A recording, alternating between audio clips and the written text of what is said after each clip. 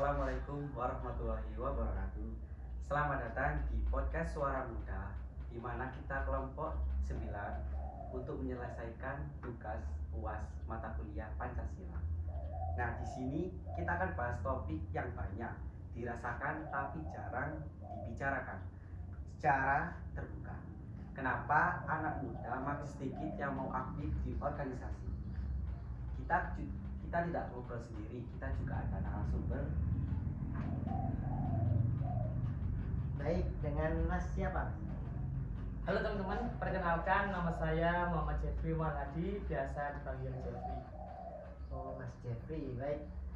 Untuk Mas Jeffrey bisa dikasih tahu asal dari mana, kemudian mungkin dari organisasi apa, kemudian sebelumnya berorganisasi apa, monggo. Baik, kalau dari alamat sendiri, saya beralamatkan di Jalan Trunojoyo, RT 2 RW 1 di Kelurahan Tapaan.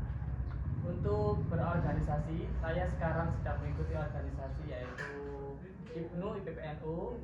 Saya sekarang terjun atau fokusnya di ranting IPNU Tapaan.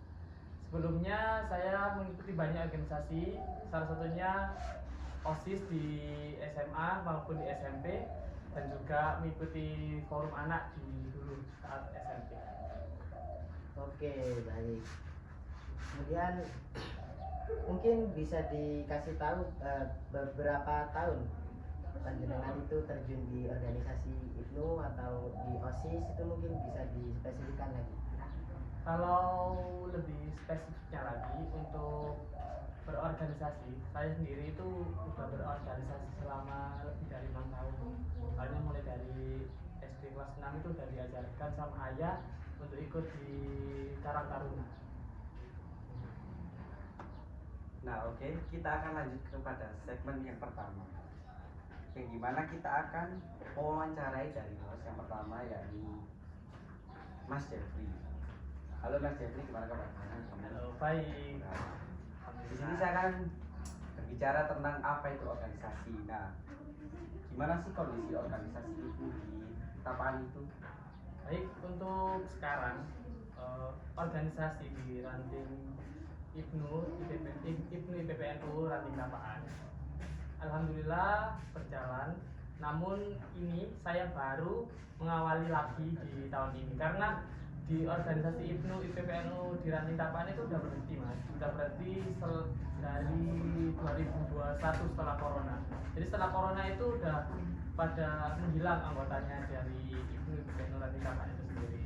Nah, dari sekarang saya baru bulan-bulan ini pembentukan IPNU dan IPPNU ranting Tapaan itu sendiri. Nah, untuk gimana organisasi IPNU IPPNU di ranting Tapaan itu ya itu masih terkendala oleh ketidaktahuan anggota, makanya masih dibilang masih belum aktif lah. Wah, jadi ada kesulitan dalam pembentukan, yakni anggota yang masih belum tahu apa itu IPNU Tapaan. Nah, juga apa kayak IPNU Tapaan itu sudah terbentuk tapi berhenti ya? Ya tidak berhenti sih, maksudnya kan ini masih baru, jadi masih belum tahu apa itu jobdesk-jobdesknya di setiap departemen yang ada di IPNU IPPNU itu sih. Berarti mulai dari awal lagi ya, kayak Iya, mulai dari nol lagi. Iya. Oke. Nah, menurut Mas Jeffrey, apa yang membuat anak-anak itu kayak takut untuk mengikuti organisasi? Ya, lebih spesifiknya bukan takut ya, lebih anunya ke kayak ketidaktahuan kita atau ketidaktahuan mereka dalam organisasi IPNU IPPN itu sendiri. Sebenarnya bisa dispesifikkan menjadi dua faktor ya, faktor internal dan eksternal. Dari faktor internal itu sendiri, IPNU IPPN itu memiliki kendala, yaitu dari internal itu dari diri mereka, dari orang-orang yang ingin mengikuti IPNU IPPN itu sendiri. Yang pertama mungkin dari karena mereka takut untuk mengikuti organisasi itu. Yang kedua dari faktor komunikasi, mungkin dari kayak misal aku mas, aku nggak bisa ngomong mas, saya ingin mas gitu, aku nggak bisa aku bisa apa itu sibuk mas ya. Itu sibuk itu masuk ke faktor ketiga yaitu tidak bisa membagi waktu ya. Mungkin aku di sekolah OSIS mas, pikirnya masuk melu iki. Nah, bisa aja gitu. Jadi cara cara mereka membagi waktunya itu sendiri sih. Wah, berarti banyak penyebabnya yang kayak sulit membagi waktu, apalagi kan usia-usia segitu kayak Ya, apa ya? Kayak masih belum mereka bisa lah. belum bisa Itu kayak membagi waktu. ya, itu termasuk faktor internal. Kalau yang kedua itu faktor eksternal, mungkin dari orang tua sendiri. Orang tua tidak memberikan izin, gitu kan biasanya mas ya. Kalau apalagi Ibnu IPPNU pulangnya malam-malam Iya, jam iya. 10, kadang sampai kadang jam setengah 11 gitu baru pulang. Jadi dari orang tua sendiri tuh, oh sih melu-melu organisasi. Mungkin dari latar belakang orang tua itu nggak tahu Iya. organisasi. Kalau misal aku kan orang tua aku dulu pernah ayahku ikut organisasi di sekolahnya kayak di SMA ikut OSIS gitu. Jadi orang tua mensupport aku untuk mengikuti organisasi. Mungkin di faktor yang lain dari orang-orang yang lain itu belum, dari orang tuanya nggak support anaknya untuk ikut. Jadi pihak orang tua itu tetap harus ada andil dalam anaknya ke organisasi gitu ya. Benar, dalam, benar. dalam sisi izin atau gitu ya. Bener ya. Oh. Soalnya karena kalau dari orang tua nggak memberi izin, jadi anaknya itu ikut males juga untuk ikut organisasi. Iya, iya. Nah, oke, setelah mendengarkan penjelasan dari Mas Jeffrey, kita akan ke segmen kedua yang dari sisi sebaliknya bersama Mas Munawir dan Mas Naufal. Oke, mungkin dari Mas Noval sendiri ini pihak yang tidak mengikuti organisasi ya. Ya, yang belum pernah sama sekali terjun ke organisasi. Oke, mungkin dari penjelasan Mas Jeffrey barusan apa ada yang bingung dari penjelasan itu? Mungkin dari Mas Noval. Ya, saya bingungnya itu saat mengatur waktunya dan saat orang introvert itu mulai terjun ke dunia sosialisasi lingkungan itu kayak umum, berbicara depan umum gitu. Oke, berarti sebelumnya untuk Mas Noval tidak pernah mengikuti satupun organisasi, Belum pernah berkecimpung sama sekali berarti. pernah Oke, mungkin alasan yang spesifik lagi gimana? Kenapa kok Mas Noval tidak mengikuti organisasi, tidak bergelut di organisasi? Mungkin bisa dijelaskan. Tidak ikut organisasi itu saat saya masih merasa kayak nggak pede gitu buat Oh, sosialisasi itu ke lingkungan baru. lingkungan. Berarti jiwa-jiwa introvertnya itu masih dalam ya gitu ya. Ya, tidak. Mungkin apalagi yang membuat alasan Mas Noval tidak berkecimpung di organisasi, tidak ikut? Untuk saat ini tidak berkecimpung dikarenakan saat aku masih kuliah sama masih kerja. Nah takutnya itu tugasnya ketumpuk gitu Kak. Oh, jadi masih apa ya, masih ingin fokus di kuliahnya, Ya, masih tidak ingin untuk tugas-tugasnya itu apa, Numpuk. tidak numpuk, tidak, takut tidak sesuai schedule yang harus ditentukan gitu. Oke, atau berarti ada gambaran untuk ikut apa enggak untuk Mas Noval? Maksudnya akan ada keinginan untuk mengikuti organisasi apa enggak kalau dari Mas Noval? Untuk saat ini saya ingin mencoba untuk ikut organisasi PMII dikarenakan saat LKMM yang kemarin itu saat saya presentasi di depan umum itu sangat tidak bagus. Dikarenakan kan belum ada pengalaman. Belum pengalaman bicara di depan gitu ya. Ya itu mungkin ya jalannya mungkin ke situ, nanti sampean bisa ikut ke organisasi-organisasi yang ada di perkuliahan atau di luar perkuliahan, itu nanti jalannya untuk bisa bicara di depan itu ke situ. Jadi mungkin bisa dikatakan itulah fungsi organisasi itu, bisa dikatakan untuk melatih mental kita dalam berbicara di depan orang, mungkin kayak gitu. Jadi mungkin setelah ini mungkin bisa dicoba PMII. Coba.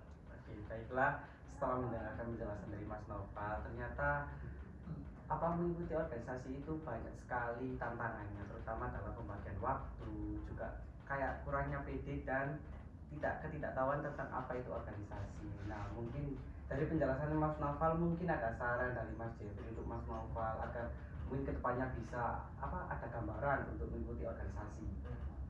Mungkin kalau saran dari saya untuk Mas Noval ini kan ada dua ya permasalahannya, yaitu tidak bisa membagi waktu dan satu itu tidak pede ya. Iya benar. Mungkin kalau dulu saya itu awal mengikuti organisasi itu nggak pede, Iya.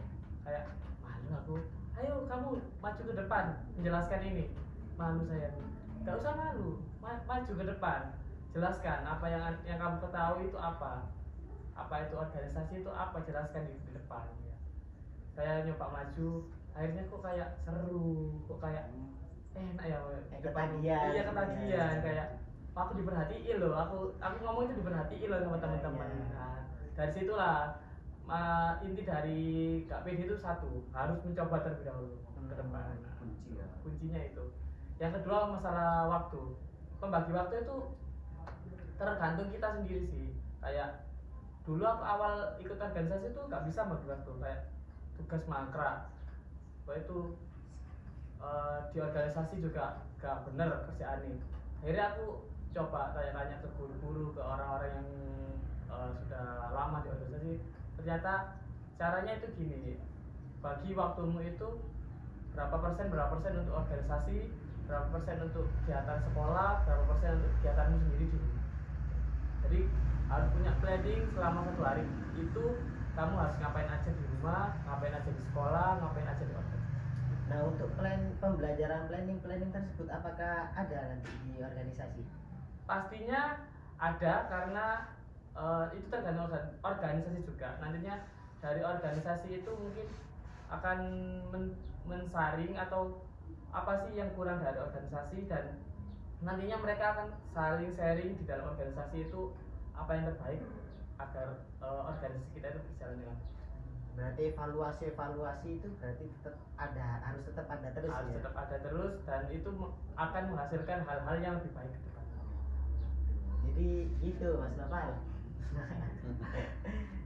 Ikut organisasi. Ya, dan seru kok. Oke lah, baiklah, kita akan masuk ke segmen ketiga, gimana apa yang disampaikan sama Mas Jeffrey dan Mas Noval bisa menjadi pembelajaran bagi kita, terutama untuk Mas Noval ya. Dia anaknya introvert yang tidak tahu apa itu organisasi dan belum sama sekali terjun ke dunia organisasi. Dan juga Mas Jeffrey sudah berkecimpung di organisasi. Mungkin kedepannya semua anak muda di Indonesia maupun dimanapun bisa mengikuti organisasi agar kedepannya kita bisa melanjutkan generasi dari generasi sebelumnya. Nah baiklah, itulah podcast pada hari ini. Saksikan podcast selanjutnya. Terima kasih, kami pamit undur diri. Saya juga berterima kasih kepada dua narasumber yang sudah menyempatkan waktu untuk melakukan podcast ini. Terima kasih ya Mas Jeffrey, ya Mas Noval.